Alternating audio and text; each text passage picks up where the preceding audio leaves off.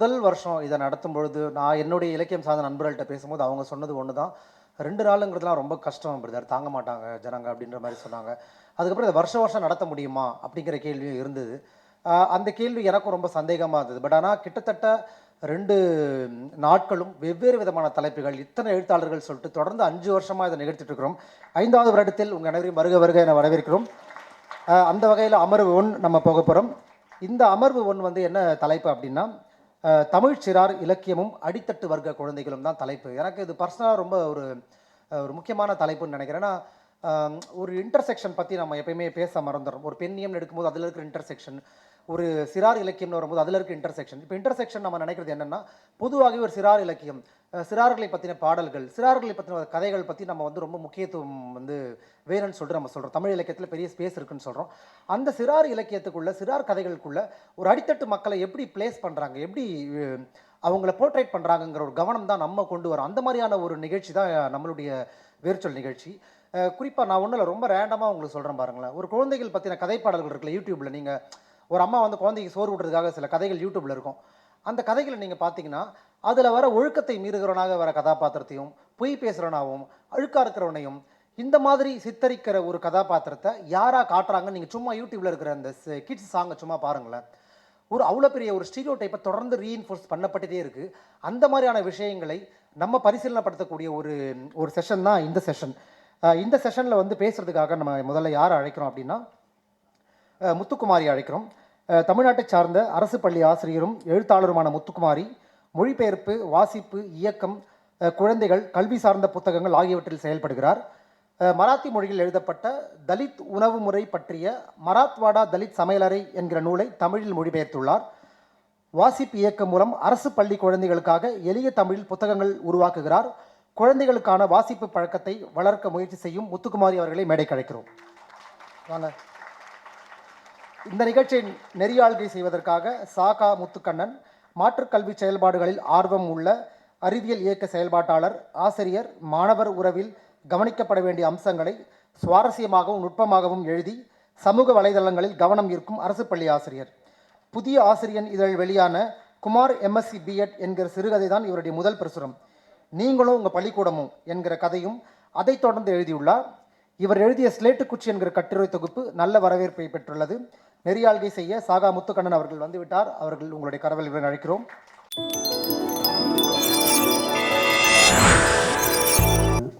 இந்த நிகழ்ச்சியில் சிறார் இலக்கியத்துக்கும் ஒரு அமர்வு, அதுக்குமான ஒரு நேரம், இவ்வளோ பெரியவங்க வந்து உட்காந்து சிறார் இலக்கியம் பற்றி கேட்குறதுங்கிறதே வந்து ரொம்ப சந்தோஷமாகவும் ரொம்ப முக்கியமானதாகவும் இருக்குது.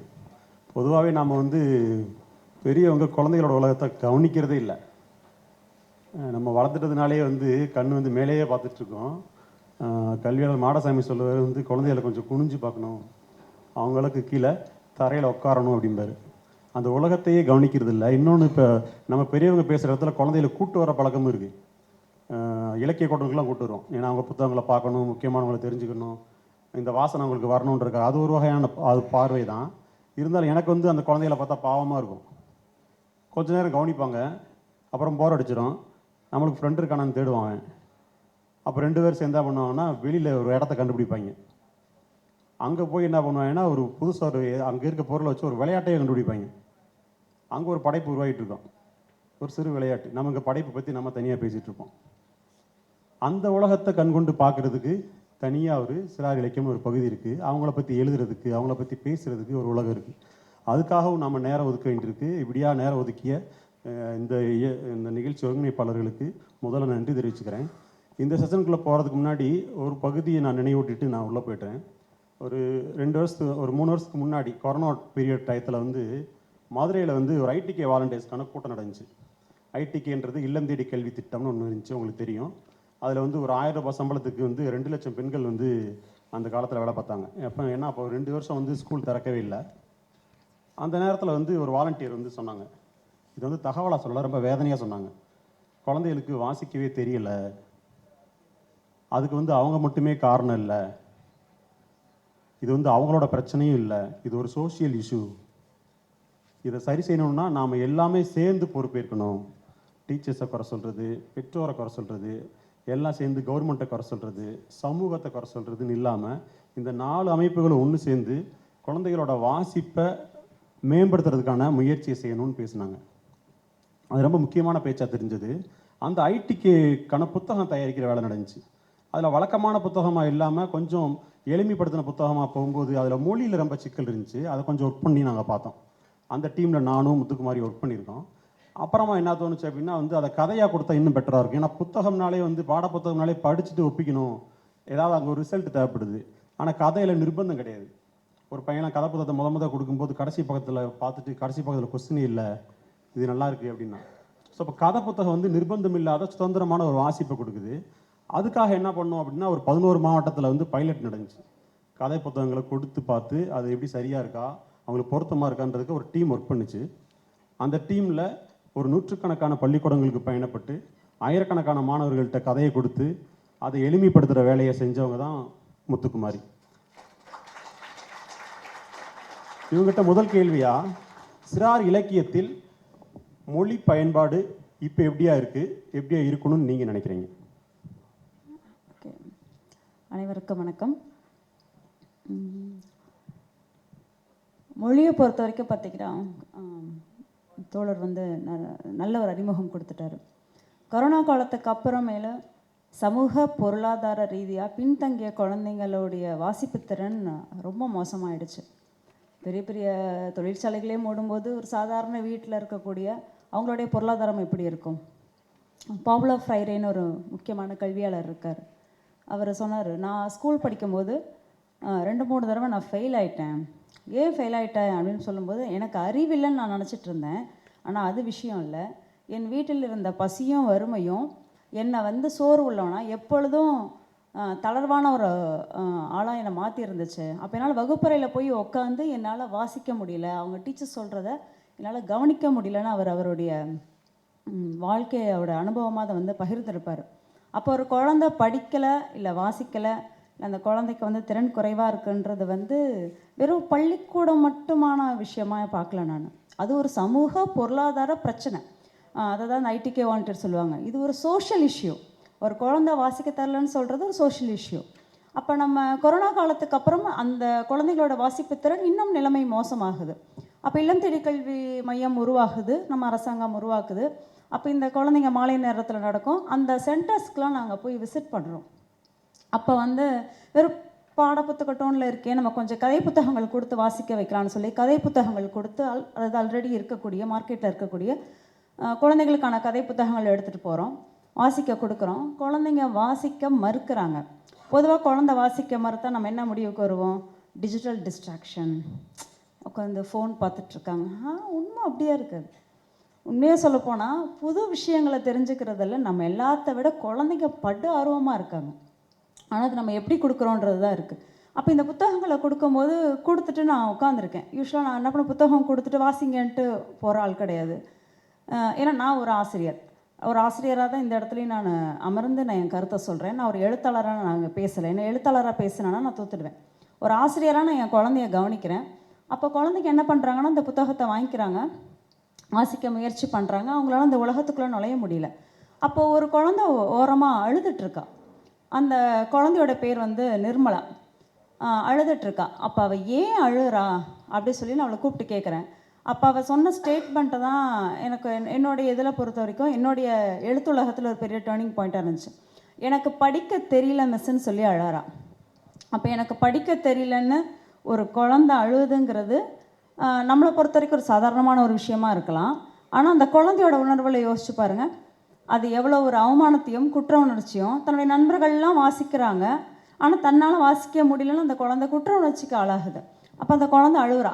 அப்போ இப்படியான நிர்மலாக்கள் தான் வகுப்பறையில் அதிகம் இருக்காங்க. பாதி நிர்மலா தான் இருக்காங்க. வாசிக்க தெரியாத, எனக்கு படிக்க தெரிலன்ற குற்ற உணர்ச்சியும் அவமான உணர்ச்சியிலே இருக்கிறோம். அப்போ இந்த குழந்தைங்க வாசிக்க தெரிலன்னா, நிர்மலாவுக்கு வாசிக்க தெரில, நிர்மலாவோட தப்பு இல்லை. அந்த தப்பு யாரோடையதுன்னா, நான் கொடுத்தேன் பாருங்கள் புத்தகம், அந்த புத்தகத்தோடைய தப்பு. நான் தவறான புத்தகத்தை நான் அந்த குழந்தைகிட்ட கொண்டு போய் நான் கொடுத்துட்டேன். அதுக்கு அந்த குழந்தை குற்ற உணர்ச்சி அடைய ஆக்சுவலாக நான் அடைஞ்சிருக்கணும். அப்போ அந்த குழந்தைக்கு ஏற்ற புத்தகம் எதுன்றதை நான் கண்டுபிடிக்கணும், இல்லை நான் உருவாக்கணும், இல்லை அதை கொண்டு போய் நான் அந்த குழந்தைகிட்ட கொடுக்கணும். அப்போ தமிழ் நம்ம இன்றைக்கி இருக்கிற சிறார் இலக்கியங்களில் இருக்கக்கூடிய மொழி பற்றின கவனம் இதுக்கப்புறம் தான் எங்களுக்கு ரொம்ப கூர்மையாச்சு. 3 விதமான மொழிகளை பயன்படுத்துகிறாங்க. ஒன்று பேச்சு மொழி, வட்டார மொழி, எழுத்து மொழி. பேச்சு மொழினா நம்ம சாதாரணமாக பேசுவோம், வரேன், கதவை தொற, இதை பேச நல்லா இருக்கும். இதை டெக்ஸ்ட்டாக எழுதும்போது நீங்களும் நானும் படிச்சுடுவோம். குழந்தை எப்படி படிக்கும்? கதவை தொற, போயிட்டு வரேன், வந்துக்கின்னு இருக்கு, வந்துட்டே இருக்கேன். இப்போ இதெல்லாம் பேசுகிறதுக்கு நல்லாயிருக்கும். அது டெக்ஸ்ட்டாக பார்க்கும்போது அந்த குழந்தைக்கு அதுவும் தமிழ்லே இருந்தாலும் அதுவும் அந்நிய மொழி தான். அடுத்து வட்டார மொழியில் எழுதிக்கிட்டேன்னா, இப்போ நாகர்கோவில் கன்னியாகுமரி சைடு ஒரு எழுத்தாளர் இருக்காங்க. நான் என் பாஷையில் தான் எழுதுவேன், என் வட்டார மொழியில் தான் எழுதுவேன்னு பிடிவாதமாக இருந்து எழுதுனாங்கன்னா ஒரு திருச்சியில் இருக்கிற குழந்தை எப்படி வாசிக்கும்? இல்லை சென்னையில் இருக்கிற ஒரு சென்னையில் இருக்க மொழியில் வந்து ஒரு கதை எழுதுகிறோம், வேலூரில் ஒரு கதை எழுதுகிறோம் அப்படின்னா இந்த மொழியில் தான் நான் எழுதுவேன்னு அந்த எழுத்தாளர் அடம் பிடிச்சி எழுதினார்னா கீழே மதுரையில் இருக்கிற ஒரு குழந்தை எப்படி வாசிக்கும்? அப்போ வட்டார மொழியோட தமிழில் தான் இருக்குது, ஆனால் அது குழந்தைக்கு அப்பயும் அது ஒரு அந்நிய மொழியாக தான் இருக்குது. அடுத்து எழுத்து மொழி, இதை நாங்கள் டெக்ஸ்ட் புக் லாங்குவேஜ்னு சொல்லுவோம், பாடப்புத்தக மொழி. இந்த மொழியில் இருக்க பிரச்சனைனா பயங்கரமான ஒரு தமிழில் எழுதுவாங்க.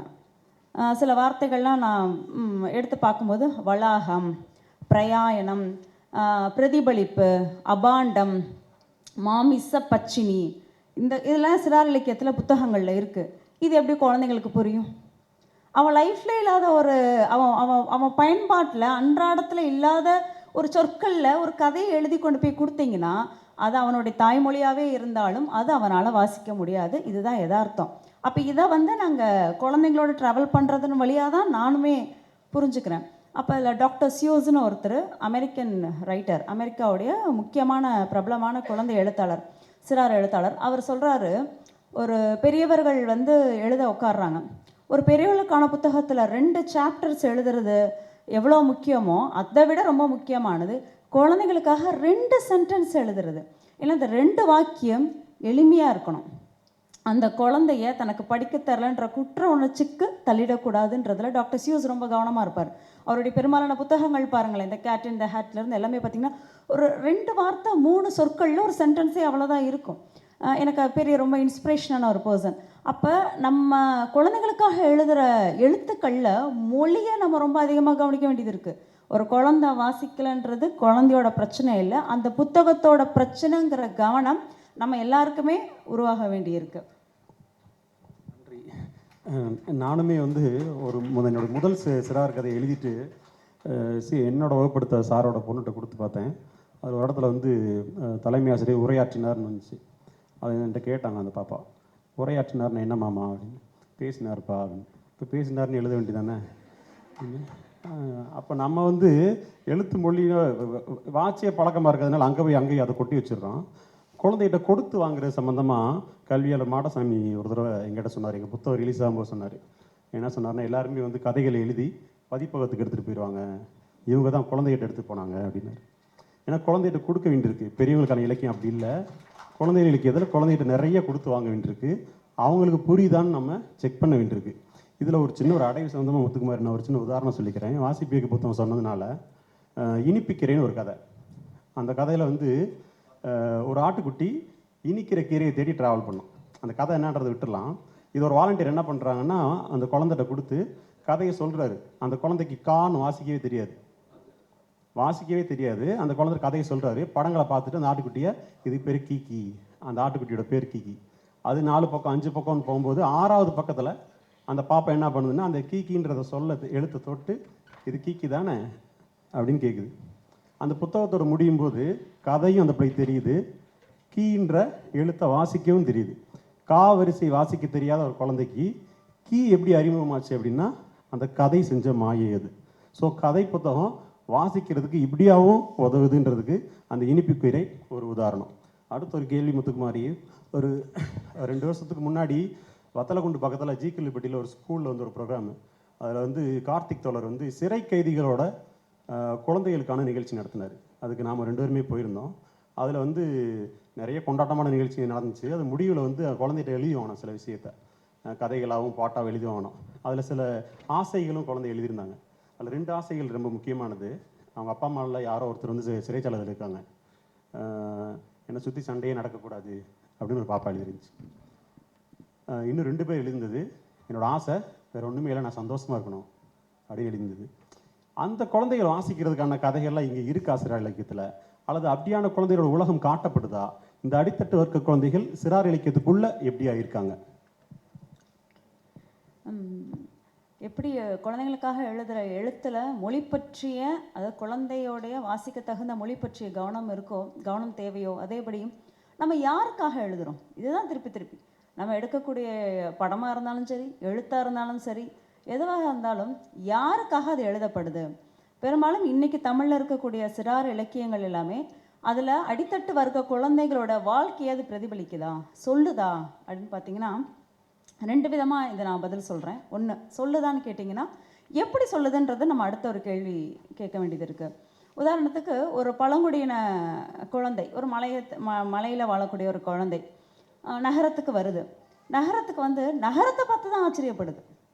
அந்த கதையில் என்ன பண்ணுறாங்க, சுற்றி சுற்றி நகரத்தில் இருக்கக்கூடிய லிஃப்ட்டு, எலிவேட்டர், பஸ்ஸு, ட்ரெயின், இங்கே இருக்கக்கூடிய வெஸ்டர்ன் டாய்லெட், இதெல்லாம் பார்த்து தான் ஆச்சரியப்படுற மாதிரி அந்த கதை இருக்கே தவிர, அந்த குழந்தை ஒரு மலையில் வாழுது இல்லையா, மலையில் அந்த குழந்தைக்கு ஒரு வாழ்வு அனுபவம் இருக்கு இல்லையா, மலையில் அந்த குழந்தை என்ஜாய் பண்ண விஷயம் இருக்கு இல்லைங்களா, அதை பற்றி கதையில் இல்லை. அப்போ இந்த கதை யாருடைய பார்வையில் எழுதப்பட்டிருக்குன்னா, சிட்டி லைஃப்பை என்ஜாய் பண்ணுற ஒருத்தருடைய பார்வையில் எழுதப்பட்டிருக்கு. மலையில் இருந்து மலையை கொண்டாடக்கூடிய, மலையை அனுபவிக்கிற ஒரு குழந்தையோட பார்வையில் அந்த கதை சொல்லப்படலை. அப்போ இதை எப்படி நான் ஒரு அடித்தட்டு வர்க்க குழந்தைகிட்ட, ஒரு மலையில் வாழ்கிற குழந்தைகிட்ட நான் கொடுக்க முடியுன்ற கேள்வி இயல்பாக வருது. இதே சமயத்தில் ஒரு 1880-81 ஹைடின்னு ஒரு சிறார் கதை வருது. பெரும்பாலும் நீங்கள் வாசிச்சிருந்துருக்கலாம். அது ஒரு மலையில் வாழக்கூடிய குழந்தை தான். அந்த குழந்தைக்கு அப்பா அம்மா இருக்காது. அது ஒரு தாத்தாவுடைய அரவணைப்பில் வாழக்கூடிய குழந்தை. அப்போ அந்த குழந்தைய வந்து அந்த மலையை, தனக்கு அம்மா அப்பா இல்லை ஓகே, ஆனால் அந்த லைஃப்பை எவ்வளோ சந்தோஷமாக கொண்டாட்டமாக தன்னுடைய ஃப்ரெண்டு பீட்டர் கூட எவ்வளோ ஜாலியாக வாழுதுன்றது அந்த கதையில் வந்து சொல்லப்பட்டிருக்கும். அந்த குழந்தைய எதிர்பாராத விதமாக நகரத்துக்கு வரும்போது நகரத்து வாழ்க்கையை அந்த குழந்தைக்கு மூச்சு திணறும். அப்போ மறுபடியும் என்ன ஆகுதுன்னா, அங்கேருந்து மலைக்கு வந்துடும். அப்போ அந்த ஹைடியை படிக்கும்போது அந்த மலையை ரசிக்கணுன்ற ஆர்வம் நம்மளுக்கே வந்துடும். அது ஆக்சுவலி ஆல்ப்ஸ் மலையை பற்றினது. அந்த ஆல்ப்ஸ் மலைக்கு நம்மளும் பயணப்பட மாட்டோமான்ற ஆர்வத்தை தூண்டிவிடும். அப்போ ஹைடி மட்டும் எனக்கு தெரில, ஹைடியோடைய வாழ்வு அனுபவமும் அவங்களுடைய இடமும் பற்றிய எங்கேயோ உட்காந்துக்கிட்டு நான் ஆல்ப்ஸ் மலையை பற்றி நான் கனவு காண்றேன். ஆனால் இங்கே நம்ம எழுதக்கூடிய சிறார் இலக்கியங்கள் இருக்கக்கூடிய நம்ம மலையை எப்படி ப்ரொஜெக்ட் பண்ணுறோம், மலையில் வாழக்கூடிய குழந்தைங்களை எப்படி ப்ரொஜெக்ட் பண்ணுறோம், அதான் நான் சொன்னேன். எழுதியிருக்காங்க, கதைகள் இருக்குது, ஆனால் யாரோடைய பார்வையில் எழுதப்பட்டிருக்குங்கிற ஆய்வு வந்து நம்ம ஆய்வு பார்வையும் ஆய்வு கண்ணோட்டத்தோடையும் நம்ம பார்க்க வேண்டியது இருக்குது. அடித்தட்டு வர்க்க குழந்தைகள்னால் எனக்கு தெரியல, நான் ஒரு அரசு பள்ளி ஆசிரியர், நான் ஏன் குழந்தைகளை பார்க்குறேன். இப்போ வாசிப்பு இயக்க பயணத்துக்காக தமிழ்நாட்டில் வெவ்வேறு பகுதிகளில் வெவ்வேறு ஊர்களில் இருக்கிற குழந்தைகளை போய் சந்திக்கிறேன். ஐஸ்கிரீம் சாப்பிடாத குழந்தை இருக்குது, நீங்களாம் நம்புவீங்களா என்னன்னு தெரில. சினிமா தியேட்டருக்கு போகாத குழந்தை இருக்குது. வருஷத்துக்கு 2 தடவை கறி சாப்பிட்ற குழந்தை இருக்குது. ஏப்ரல் மே மாதம் லீவ் விட்டால் துணிக்கடையில் போயிட்டு 3000 ரூபாய்க்கு வேலை பார்க்குற குழந்தைங்க இருக்குது. செங்கல் சூளையில் வேலை பார்க்குற குழந்தைகள் இருக்குது. குடி போதையில் அம்மா அப்பா சண்டை நடந்து அன்றாடம் எப்படி அந்த அந்த ஒரு நாள் வாழ்க்கையை சமாளிக்க முடியாத குழந்தை இருக்குது. பாட புத்தகம் எடுத்து வாசித்ததுக்காக அடி வாங்கின குழந்தை இருக்குது. அடுத்து இப்படி சொல்லிட்டே போகலாம் உதாரணங்களுக்கு. இவ்வளோ குழந்தைகள் இருக்காங்க. சமீபத்தில் விழுப்புரத்தில் வந்து நான் ஒரு தன்னார்வ அமைப்பில் நாங்கள் போய் எங்கள் குழந்தைகளை சந்தித்து பேசக்கூடிய வாய்ப்புகள் நிறையா கிடந்துச்சு. அவங்க கூட ஒர்க் பண்ணிகிட்டு இருந்தேன். அப்போ ஒரு மாணவன் சொல்கிறான், அக்கா நான் வந்து எங்கள் ஸ்கூலுக்கு நான் போகிறேன். ஸ்கூலில் வந்துட்டு அவன் வந்து ஒரு இருளர் குழந்தை. ஸ்கூலுக்கு நான் போகிறேன், அங்கே என்ன ஆகுதுன்னா திடீர்னு ஸ்கூலுக்குள்ளே பாம்பு வந்துடுது. அப்போ அவங்க சார் என்ன பண்ணுறாரு, ரொம்ப ரொம்ப சாதாரணமாக, டேய் நீ தான் பாம்பு பிடிப்பில்ல, போய் பாம்பு போடுறா அப்படிங்கிறார். அப்போ அந்த பையன் என்கிட்ட ஒரு கேள்வி கேட்குறான், பாம்பு பிடிக்கக்கூடாது தானே நான் ஸ்கூலுக்கு போனேன், என்ன பாம்பு பிடிக்க சொல்கிறாங்கக்கான்றான். அவனுடைய கோபத்தை, அவனுடைய ஆதங்கத்தை அவன் எழுத்தின் வழியாக அந்த ஆறுதலாக அவனுக்கு கிடைக்குதா? அவர் சொன்னது தப்புங்கிறது அந்த குழந்தைக்கு எப்படி தெரியும்? அது நான் இருக்கவும் என்கிட்ட பகிர்ந்துக்குது. அப்போ இந்த ஆறுதலையும் அந்த குழந்தைய ஸ்ட்ரென்தன் பண்ணக்கூடிய சூழலும் நம்ம கதைகளில் இருக்கான்னு கேள்வி வருது. அப்போ சார் சொன்னதான், குற்றப்பின்னணியில் இருக்கக்கூடிய குழந்தைங்க, அவங்க அப்பா அம்மா குற்றப்பின்னணியில் இருப்பாங்க. அப்போ அந்த குழந்தைகள் வந்து அவங்களுக்கான வாழ்க்கை வந்து அதில் பிரதிபலிக்குது நம்ம சிறார் இலக்கியத்தில். இதே மாதிரி இன்னொரு காட்டு நாயக்கர் குழந்தைகள், அந்த குழந்தைங்களோட போய் நான் சந்திக்கும் போது அப்போ அந்த குழந்தைங்க சொல்கிறாங்க, அக்கா நான் ஸ்கூலுக்கு போகிறேன், ஸ்கூலுக்கு போயிட்டு வகுப்பறையில் இருக்கோம், என்ன ஆகுதுன்னா அங்கே ஏதோ ஒரு பொருள் காணாமல் போயிடுது. இமிடியேட்டாக டீச்சர் என்ன பண்ணுறாங்கன்னு பார்த்தீங்கன்னா, அந்த பொருளை நீ தான் எடுத்திருப்ப, உங்கள் வேலையே தானேன்னு ஸ்டீரியோ டைப்பை கொண்டு வராங்க. அப்போ அந்த குழந்தை கேட்குது, நான் திருடுனேன்னு உங்களுக்கு எப்படி தெரியும்? அப்போ அடித்தட்டு வர்க்க குழந்தைன்றது நம்ம கற்பனையே பண்ண முடியாத இந்த சூழல்லாம் வாழ முடியுமா அந்த குழந்தைங்களால? எப்படி இதில் வாழ்ந்தாங்க அப்படின்னு நம்ம ஆச்சரியப்படுற, பரிதவிக்கிற குழந்தைகளோட வாழ்க்கை இன்றைக்கி சிறார் இலக்கியத்தில் இல்லைங்கிறது தான் கசப்பான உண்மை.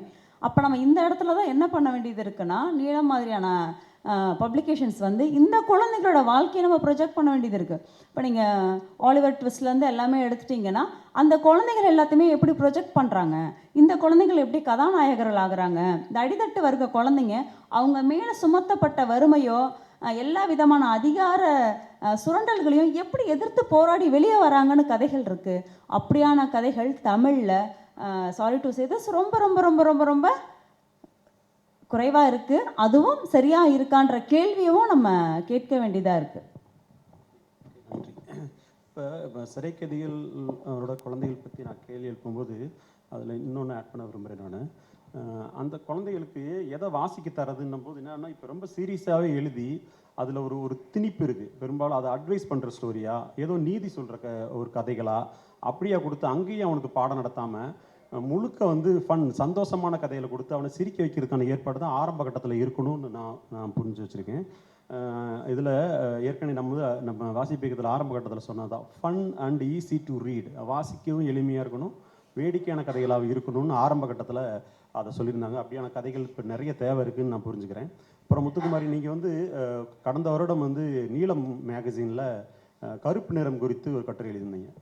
குழந்தைகளுக்கான கதைகளில் கருப்பு நிறம் எப்படியா காட்டப்படுதுன்றதை அதை பற்றி கொஞ்சம் சொல்லுங்கள். நம்ம தமிழ் சிறார் இலக்கியத்தில் கருப்பு நிறம் சார்ந்த கதைகளை எடுத்து வச்சு வாசித்து பாருங்கள். எல்லா பெரும்பாலும் முன்னணி எழுத்தாளர்கள் கருப்பு நிற சம்மந்தமாக கதைகள் எழுதியிருக்காங்க.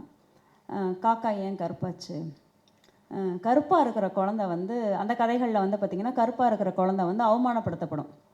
ஏதோ ஒரு போட்டியிலையோ இதுலையோ கலந்துக்க முடியாமல் அவமானப்படுத்தப்படும். அப்போ அதுக்கு ஆறுதல் சொல்கிறதுக்கு ஒரு கேரக்டர் வரும். நீ கருப்பாக இருக்கேன்னு வருத்தப்படாத, நீ இந்த திறமையை வளர்த்துக்கிட்டீங்கன்னா நீ என்ன ஆகிடுவேன்னா அவங்க எல்லோரும் உன்னை கொண்டாடி ஏற்றுக்குவாங்க. அப்போ எனக்கு கேள்வி என்ன வருதுன்னா, கருப்பாக இருக்கிற குழந்தை திறமையை வளர்த்துக்கிட்டா மட்டும்தான் கொண்டாடுவீங்களா? இது என்ன மாதிரியான நிர்பந்தமாக இருக்குது? அப்போ இது ஒரு வெள்ளை நிறத்தில் இருக்கிற குழந்தைக்கு அது வெறும் வெள்ளை நிறமாக இருக்கிறதே ஒரு தகுதியாக இருக்குது. ஆனால் கருப்பு நிற குழந்தைக்கு திறமையை வளர்த்து உங்கள் சமூகத்திட்ட அங்கீகாரம் வாங்குறதுக்காக தன்னை திறமையை வளர்த்து நிரூபித்து அப்படி பண்ணாதான் நீங்கள் ஏற்றுக்குவீங்கன்னு தான் பெரும்பாலான கதைகள் இருக்குது. இல்லைன்னா விலங்குகள் வச்சு பறவைகள் வச்சு எழுதுகிற கதைகளில் தான் கருப்பாக இருக்குன்றதுக்காக வருத்தப்படக்கூடிய மாதிரியான கதைகள் தான் இருக்குது. அப்போ நான் என்ன யோசிக்கிறேன், அதான் நான் சொன்னேன் இல்லைங்களா, யார் சைட்லேருந்து இந்த கதையை நான் பார்க்குறேன்னு. அப்போ நான் ஒரு கருப்பு நிற குழந்தையாக இருந்து இந்த கதையை வாசிக்கிறேன், என்னுடைய மன உணர்வு என்னவாக இருக்கும்? ஏற்கனவே இந்த கருப்பு நிறம்ங்கிறது அசிங்கம்னோ இல்லை நீங்கள் என்னென்னமோ சொல்லிக்கோங்க, அது எல்லாமே இந்த சமூகம் திணிச்சது தானே, இந்த பெரியவர்கள் திணிச்சது தானே. அந்த குழந்தை என்ன பண்ணும்? அப்போ அந்த குழந்தை இயல்பாகவே தான் பண்ணாத ஒரு விஷயத்துக்கு தன் சொந்த முயற்சியில் நடக்காத ஒரு விஷயத்துக்காக அவமானப்படுறதும் தாழ்வு மனப்பான்மைக்குள்ளே தள்ளுறதும் எவ்வளோ ஒரு பிற்போக்குத்தனமான ஒரு விஷயமாக நான் பார்க்குறேன். அப்போ இந்த குழந்தைக்கு இதை எப்படி, அதான் சொல்கிறேன், இந்த கதையை எழுதுறீங்கன்னா யாராக நின்று எழுதுறீங்கன்றது தான் பார்க்க வேண்டியது இருக்குது. இப்போ அதே நான் என்ன பண்ணேன், அப்புறம் அமெரிக்காவில் பார்த்தேன், ஆஃப்ரிக்கா அமெரிக்கன் ரைட்டர்ஸ் வந்து இப்படி எழுதுகிறாங்க. ஏன்னா அங்கேயும் இந்த பிரச்சனை கருப்பு நிறம். அப்போ அவங்க அதை எப்படி ஹேண்டில் பண்ணுறாங்கன்னு பார்க்கும்போது உண்மையுமே ரொம்ப சந்தோஷமாக இருக்குது. அங்கே இருக்கிற ஆஃப்ரோ அமெரிக்கன் ரைட்டர்ஸ் வந்து அந்த ஸ்கின்னை கொண்டாடுறாங்க, அந்த ஸ்கின் கலரை, கருப்பு நிறத்தை கொண்டாடுறாங்க. இந்த ஸ்கின் யூ லிவ்ன்னு சொல்லிட்டு ஒரு அந்த கருப்பு நிறத்தை வந்து கொண்டாடக்கூடிய ஒரு பாடல் இருக்குது. அது அந்த புக் அவசியம் வாசிங்க. அந்த குழந்தை என்ன பண்ணுதுன்னா என்ஜாய் பண்ணுது. நான் சாக்லேட் கலரில் இருக்கேன், நான் வந்து வானம் கலரில் இருக்கேன்னு கருப்பு நிறம் எங்கெங்கெல்லாம் இயற்கையில் இருக்கோ அந்த கலரோடு தன்னை பொருத்திக்கிட்டு அந்த கதையை வந்து என்ன பண்ணுறாங்கன்னா அந்த கருப்பு நிறத்தை வந்து அந்த குழந்தை கொண்டாடுற மாதிரி புத்தகம் எழுதுகிறாங்க. இப்போ அந்த புத்தகத்தை படிக்கிற ஒரு குழந்தை என்ன பண்ணும்? ரொம்ப ஹாப்பியாக இருக்கும். இது என்னுடைய ஸ்கின், இது ஏன் நிறம், நான் இப்படித்தான், நான் உனக்கு எதுவும் நிரூபிக்க வேண்டிய அவசியம் இல்லைன்ற ஒரு உணர்வு வரும். ஹேர் லவ்னு சொல்லி ஒரு கதை இருக்குது. அந்த கதையும் அப்படி தான். யூஸ்வலாக கருப்பு நிற அந்த ஆஃப்ரிக்கா அமெரிக்கன்ஸ்க்கு வந்து பார்த்திங்கன்னா முடி வந்து ரொம்ப சுருட்டையாக இருக்கும், அதை மேனேஜ் பண்ணுறதே ரொம்ப கஷ்டமாக இருக்கும். அதை பாசிட்டிவாக கதைகளில் காட்டுறாங்க. அப்படியே நம்ம இங்கே வரோம். இங்கே இருக்கிற சிறார் இலக்கியங்கள் என்ன பண்ணுது? கருப்பு நிறமா திறமையை வளர்த்துக்க, என்ன கண்டிஷன்ஸ் இது? அப்போ நம்ம திருப்பி திருப்பி அதான் சொல்ல வேண்டியதாக இருக்குது. யாராக இருந்து இந்த கதையை அவங்க எழுதுகிறாங்க, அப்போ இந்த குழந்தைய நான் என் குழந்தைகிட்ட போய் நான் எப்படி கொடுக்க முடியும்? நான் தான் சொன்னேன், நான் ஒரு எழுத்தாளராக யோசிக்கல, நான் ஒரு டீச்சராக யோசிக்கும் போது என் குழந்தைகிட்ட இந்த இதுலேருந்துலாம் வெளியில் எடுத்துகிட்டு வரணும்னு நான் நினைக்கிறேன். திருப்பி திருப்பி அதில் போய் தள்ளி விடுற மாதிரி கதைகள் வந்து ரொம்ப ரொம்ப ஆபத்தானதுமே கூட. ரெண்டாவது, அமெரிக்காவில் வந்து பார்த்திங்கன்னா ஒவ்வொரு இங்கே நம்ம எப்படி தலித் மந்த் கொண்டாடுறோமோ அவங்க பிளாக் மந்த் கொண்டாடுவாங்க. அப்போ என்ன பண்ணுறாங்கன்னா, இந்த கருப்பு நிற குழந்தைகள் சம்மந்தமாக ஆஃப்ரோ அமெரிக்கன் ரைட்டர்ஸ் எழுதின புத்தகங்களை பிற குழந்தைகளுக்கு கொடுத்தா அவங்கள கல்ச்சர் பண்ணுறாங்க, சிவலைஸ் பண்ணுறாங்க. இப்படி நிறத்தை வச்சு நீ ஒருத்தரை வந்து அவமானப்படுத்தக்கூடாது. அப்போ கல்ச்சர் பண்ண வேண்டியது கருப்பு நிற குழந்தைகள் இல்லை, நீங்கள் கல்ச்சர் பண்ண வேண்டியது நம்ம மனசுக்குள்ளே இருக்கு இல்லைங்களா, நிற துவேஷத்தோடு உட்காந்துருக்கோம் பாருங்க, நம்ம கல்ச்சர் பண்ண வேண்டியது அவங்கள தான். அப்போ அங்கே அது சரியாக நடக்குது. இங்கே இது பற்றின பேசுபொருள் கூட இன்னும் எழுந்து இன்னும் மேலே வரல, பொது சமூகம் இன்னும் விவாதிக்க கூட படலைங்கிறது தான் ரொம்ப வருத்தத்துக்குரிய விஷயமா பார்க்குறேன். இதே கருத்தை வந்து கருப்பு நிறம் மட்டும் இல்லை, கொஞ்சம் குண்டாக இருக்க குழந்தை, குள்ளமாக இருக்க குழந்தை, மாற்றுத்திறனாளி குழந்தைகள், இதை பூரா வந்து சக மாணவர்கள் எப்படியா அதை பார்க்குறாங்க, எப்படியா பார்க்கணுன்றத வந்து கற்றுக் கொடுக்குற விஷயமா கதைகள் இருக்கணும் அப்படின்னு நான் புரிஞ்சுக்கிறேன். அடுத்து வந்து இந்த மேடைக்கான முக்கியமான ஒரு கேள்வி, ஜாதி பிரச்சனைகள் பள்ளிக்கூடங்களுக்குள்ளேயே நடந்துட்டு இருக்கக்கூடிய இந்த காலகட்டத்தில் பள்ளிக்கூடங்களில் வந்து பாடமாகவே இல்லை, ஜாதி பற்றிய விஷயத்தை வந்து இப்படி புரிஞ்சுக்கிறதுன்றதுக்கு இன்னும் பாடங்களே உருவாகலை. ஆனால் வந்து அங்கே அதை உருவாக்குறதுக்கு அது ஒரு பெரிய போராட்டமே தேவைப்படுதுன்னு வச்சுக்கோமே.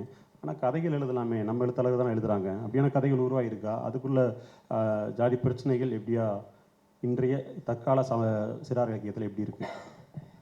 ஜாதி பத்திர பிரச்சனைகள் ரொம்ப சென்சிட்டிவானது. அது ஆட்டை கடிச்சு மாட்டை கடிச்சு கடைசியாக எங்கள் ஸ்டூடெண்ட்ஸே கடிக்குது. ஸ்கூலுக்குள்ளே வந்துடுச்சு, வகுப்புக்குள்ளே வந்துடுச்சு.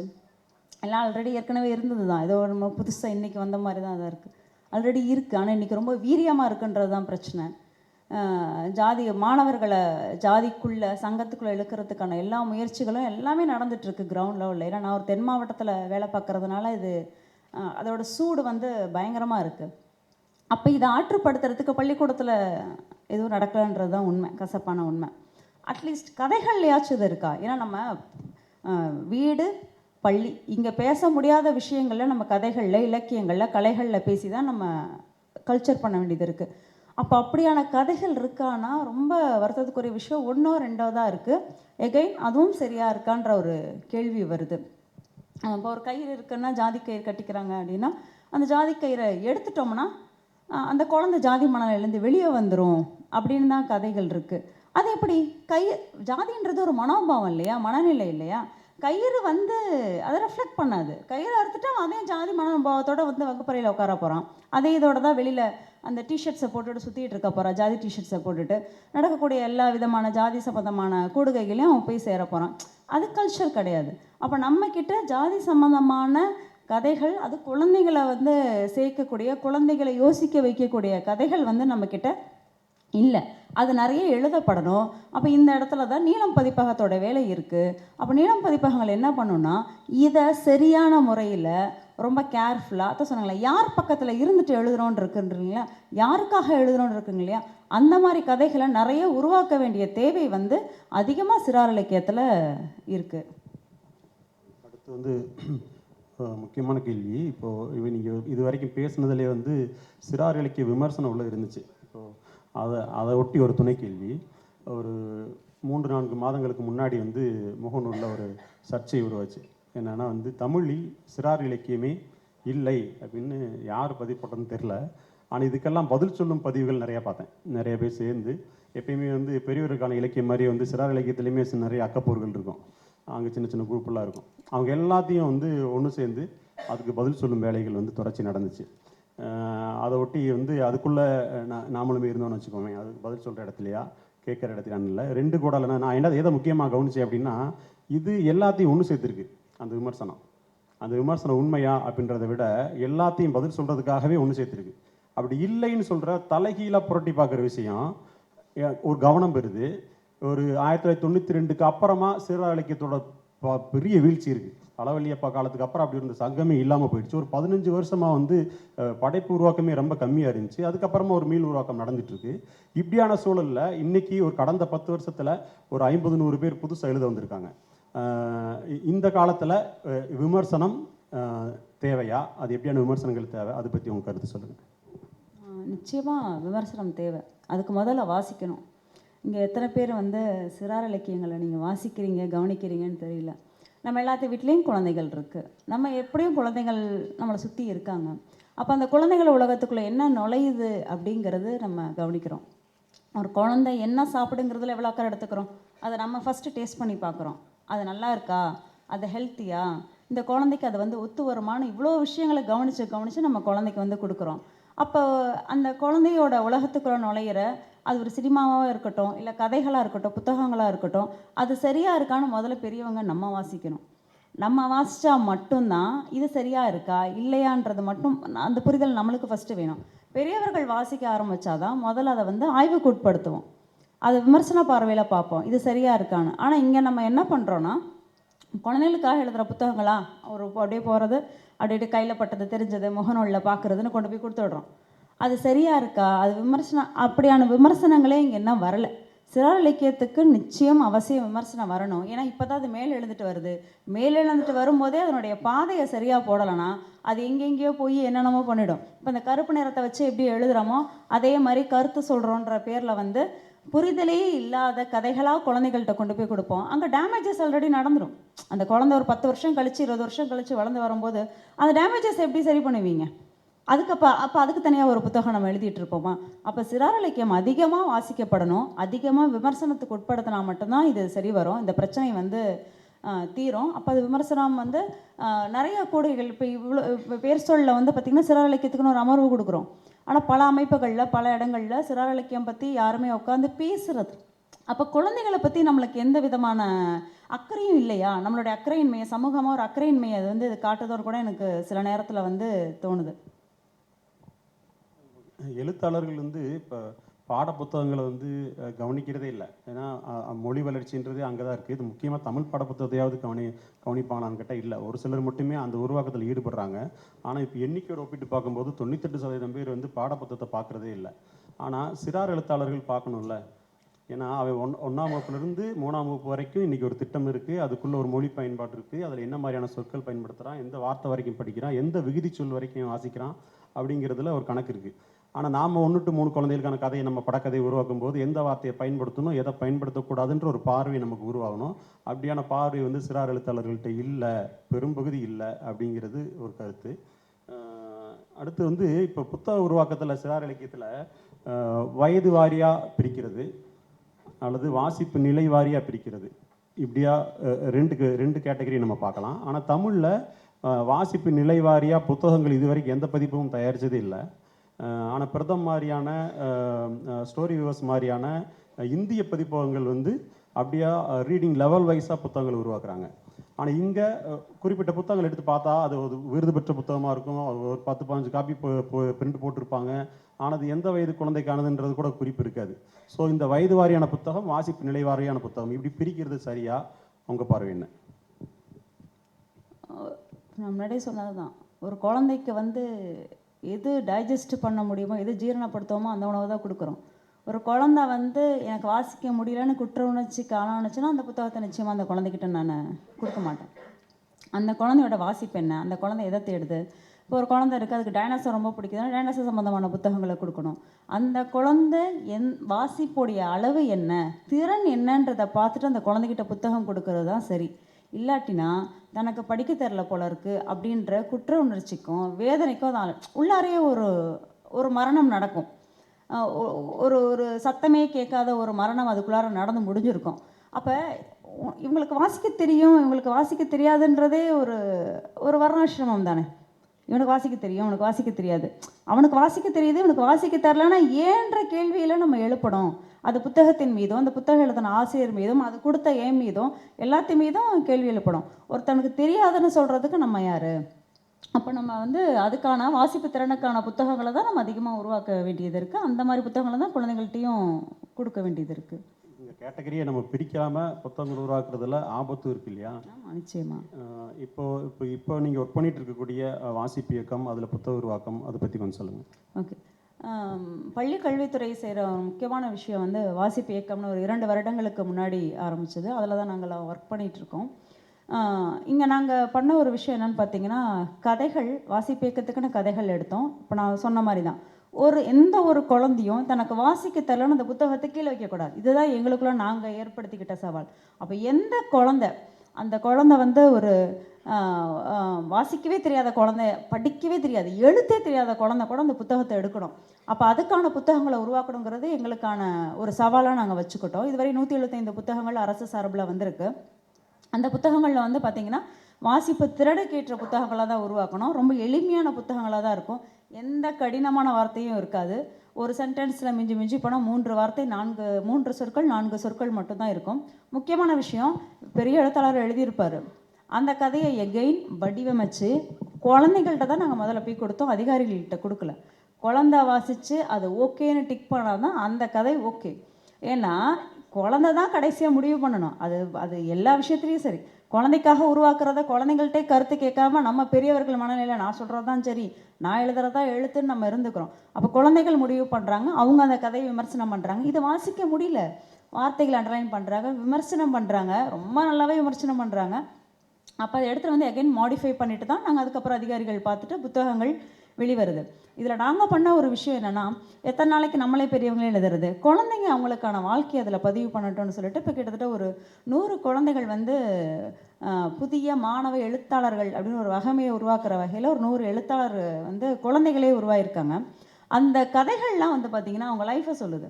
ஆடு மேய்க்க போகிற குழந்தை வந்து தான் ஆடு மேய்க்க போகிற இடத்துல ஆட்டுக்குட்டி தொலைச்ச கதையை எழுதுது. ரொம்ப முக்கியமான விஷயம். ஒரு கடற்கரை தூத்துக்குடியில் இருக்கிற ஒரு ஸ்டூடெண்ட் என்ன எழுதுறான்னா, அந்த பாப்பா என்ன எழுதுறான்னா, அவங்க அப்பா மீன் பிடிக்க போயிட்டாங்க. அந்த மீன் பிடிச்சிட்டு அவர் திருப்பி வர்றதுக்காக காத்திருக்கிறா இல்லைங்களா, அந்த வழியை எழுதுறான். ஏன்னா இதெல்லாம் என்னன்னே நம்மளுக்கு தெரியாது. ஏன்னா நம்ம இருக்கிறது சமவெளி பகுதிகளில். அப்போ மலையில் வாழக்கூடிய குழந்தை ஒரு இடம் இருக்குது, அழகாக இருக்கேன்னு பூவை வந்து நட்டு வைக்கிறாங்க. அந்த பூக்கள் வந்த உடனே வந்துட்டு டூரிஸ்ட் எல்லாம் வந்துடுறாங்க. மலையோட அமைதி கெடுது. அது சம்மந்தமாக வருத்தப்பட்டு அவள் என்ன பண்ணுறான்னா கதை எழுதுறான். இன்னொரு குழந்தை வந்து அவள் வீட்டுக்கு பின்னாடி இருக்கிற குளத்தை ரொம்ப என்ஜாய் பண்ணுறான், குளத்தை ரசிக்கிறான். ஒரு நாள் திடீர்னு வந்து பார்க்கும்போது குளத்தை காணோம். அப்போ என் குளம் எங்கன்னு கேள்வி கேட்குறான். அப்போ அந்த குழந்தைகளுடைய விஷயம் ரொம்ப சின்ன சின்ன விஷயமா இருக்கிற மாதிரி தான் நம்மளுக்கு இருக்கும். ஆனால் அந்த குழந்தைங்க இந்த சமூகத்தை எவ்வளோ கூர்மையாக கவனிக்கிறாங்க அப்படிங்கிறது தான். இதில் அந்த 100 குழந்தைகளும் அரசு பள்ளி மாணவர்கள் தான், எல்லாருமே அடித்தட்டு வர்க்கத்தை சேர்ந்த குழந்தைகள் தான். அவங்க லைஃப் வந்து அதில் பார்த்திங்கன்னா அவ்வளோ விஷயத்தை யோசிக்கிறாங்க. இப்போ ஒரு குழந்தை மதுரையில் எழுதுது, பிடித்த உணவுன்னு ஒரு இஸ்லாமிய குழந்தை எழுதுது. அவங்கவுங்களுக்கு பிடிச்ச உணவை சாப்பிட்டுக்கிட வேண்டியதானே ஒரு நாய் பூனையை வச்சு கதை எழுதுது. எவ்வளோ பெரிய உணவு அரசியலை ஒரு 5 வரி 10 வரியில் அந்த குழந்தை கதை எழுதி முடிச்சிடுச்சு. அப்போ இப்படி அடித்தட்டு வர்க்க குழந்தைகள் வந்து அதிகமாக 250 புத்தகங்களில் கிட்டத்தட்ட 100 புத்தகங்கள் வந்து குழந்தைகளுடைய புத்தகங்கள் தான்றதை வாசிப்பேக்கத்தோடைய பெரிய பலமாக பார்க்குறேன். இன்றைக்கி தமிழ்நாடு முழுவதும் இந்த புத்தகங்கள் போயிருக்கு. இன்றைக்கி எந்த குழந்தையும் எனக்கு படிக்க தெரியாதுன்னு சொல்லாது. இந்த புத்தகங்களை எடுத்த ஒரு குழந்தை மினிமம் ஒவ்வொரு ஸ்கூல்ஸ்லேயும் விசிட் போகும்போது பார்த்திங்கன்னா ஒவ்வொரு குழந்தையும் குறைந்தபட்சம் நான் சொல்கிறது 20 புத்தகங்களாச்சும் வாசிச்சிருக்கு. நான் இன்றைக்கி ஒரு புக்கு வாசிச்சிட்டேன், நான் இன்றைக்கி 5 புக்கு வாசிச்சிட்டேன். அப்படி படிக்க தெரியாதுன்னு நீ யாரை சொல்லுவ? நீ யாரையும் சொல்ல முடியாதுல்ல. இப்போ இந்த புத்தகங்கள் என்ன பண்ணுதுன்னா குழந்தைங்களை வாசிக்க வைக்குது. அப்போ டீச்சர்ஸ் சொல்கிறாங்க, இவனுக்கு ஒன்றுமே வாசிக்க தெரியாது. நான் அதை சொல்கிறேன், அது உங்களுடைய முடிவு, அது குழந்தையோட முடிவு இல்லை. ஆனால் இன்றைக்கி போகிற எல்லா குழந்தையும் நான் வாசிச்சிட்டேன் அக்கா, நான் அந்த கதை சொல்கிறேன், நான் அந்த கதை சொல்கிறேன்னு போட்டு மிச்சம் எடுக்கிறாங்க. அப்போ டீச்சர்ஸ் என்ன சொல்கிறாங்கன்னா, எங்கள்கிட்ட இருக்க பெரிய பிரச்சனை இவங்க வாசிக்கிறதுனாலே அந்த புத்தகத்தை நாங்களும் வாசிக்க வேண்டியதாக இருக்குது. ஏன்னா வந்து கதை சொல்கிறான் இல்லைங்களா, இவங்களுக்கு தெரியல, அப்படியே உட்காந்துருக்காங்க. அப்போ டீச்சர்ஸ் என்ன பண்ணுறாங்கன்னா இப்போ எடுத்து வாசிக்கிறாங்க. அப்போ மாணவர்கள் அவர்களுக்கான படைப்பு சுதந்திரம் கொடுக்கும்போது அவங்க எழுதுகிற எல்லா கதைகளும் வந்து பார்த்திங்கன்னா அவன் லைஃப்பை தான் ரெஃப்ளெக்ட் பண்ணுறான், எங்கேயோ இருக்கிறதெல்லாம் எடுத்துகிட்டு வந்து கொடுக்கல. அப்போ குழந்தைங்க தெளிவாக தான் இருக்காங்க. பெரியவங்க நம்ம தான் கொஞ்சம் கேர்ஃபுல்லாக இருக்கணும்னு நினைக்கிறேன். அவங்க உலகத்துக்குள்ள நுழையிறதுக்கு முன்னாடி நம்ம சரி பண்ணிக்கணும், நம்மளை ஆய்வுக்கு உட்படுத்திக்கணும், நம்ம விமர்சன பார்வையோடு இருக்கணும், நம்மளுக்கு புரிதல் இருக்கணும். உனக்கு நான் பாரு அறிவை கற்பிச்சே தீர்வேன் பாரு, உனக்கு நான் வந்து எப்படியாச்சும் சரி ஏதோ ஒரு புதியான அறிவியல் நியூட்டனை பற்றி நான் சொல்கிறேன்னு அப்படியே வெறித்தனமாக நம்ம தான் போய் திணிச்சிட்ருக்குறோம் அறிவை. அவனுக்கு திணிக்கிறது வந்து சுத்தமாக பிடிக்கல, அவன் துப்பிடுவான். ஆக்சுவலாக இதை தான் நாங்கள் திருப்பி சொல்லிட்டுருக்கோம். என்ன ஒரு டீச்சராக எனக்கு தெரியும், போயிட்டு நான் போய் திணிச்சேன் அப்படின்னா துப்பிட்டு அங்கிட்ட போயிட்டே இருப்பேன், அந்த நமக்கு வேறு வேலை இல்லாடாண்டு போயிடுவான். அப்போ நான் கொடுக்குறது என் குழந்தைகள் என்ஜாய் பண்ணணுன்ற கவனம் இருந்தாலே சிறார் இலக்கியம் வந்து இன்னும் அடுத்த தளத்துக்கு வந்து வேகமாக பாயும்னு நான் நம்புகிறேன். இல்லை, இந்த புத்தகம் உருவாக்கும் போது ஒரு 2 விதமான தரப்பு உருவாயிடுச்சு. என்னென்னா வந்து நல்ல கதைகளை கொடுக்கறது இல்லை இதில் அப்படின்னு. கதைகள் முக்கியமா, அல்லது வாசிப்பு முக்கியமா அப்படின்ற டிபேட் இருந்துச்சு. நம்ம வந்து வாசிப்பு தான் முக்கியம், அதனால் பெரிய கருத்து சொல்ல வேணாம், சாதாரண கதைகளை கொடுங்க போதும்னு சொல்லி நம்ம சாதாரண கதையில் குட்டி குட்டி புத்தகமாக உருவாக்கணும். இதில் நம்ம வந்து ஒரு புத்தகம் போட்டோம்னா ஒரு 1000 காப்பி போட்டு அதை 6 வருஷம் விற்கிறோம். அதுக்கு ஆனால் இந்த புத்தகத்தை கவர்மெண்ட் வந்து ஒரு குழந்தை எழுதின புத்தகத்தை 2 லட்சம் காப்பி போட்டிருக்காங்க. இது வரைக்கும் அரசு பள்ளிக்கூடங்களில் 4 கோடி புத்தகங்கள் அச்சடித்து கொடுக்கப்பட்டிருக்கு. இது சிறார் இலக்கியத்தில் கவர்மெண்ட் செய்யக்கூடிய ரொம்ப முக்கியமான பங்களிப்புன்னு நான் நினைக்கிறேன். நண்பர்களே, இறுதி தரத்துக்கு வந்துட்டோம். ஒரு தகவலை சொல்லி முடிக்கிறேன். இன்னொரு 20 வருஷம் 30 வருஷம் கழித்து வேர் சொல்ல இப்படியாக வந்து உட்கார போகிறது இன்றைக்கி வாசிக்க போகிற குழந்தைகள் தான். அந்த இலக்கியத்தில் நாம் கவனம் செலுத்தணும். நீங்கள் வாசிக்கணுன்றதை கேட்டுட்டு நிறைவு செய்கிறோம். நன்றி, வணக்கம். நன்றி நன்றி. Thank you so much. இருவருக்கும் நன்றி.